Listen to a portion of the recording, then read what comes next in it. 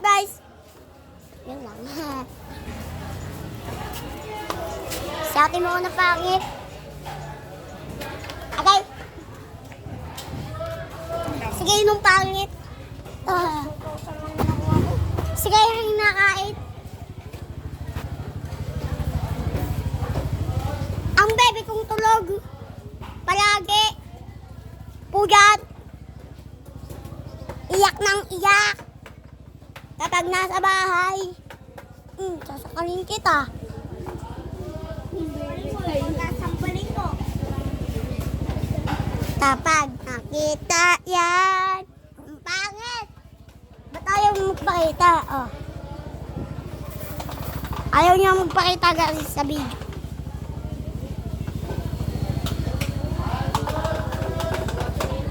Ang ganda niya guys. Babae yan. Babae yan guys. Sorry guys kung maingay dito. Dahil sa mga tao.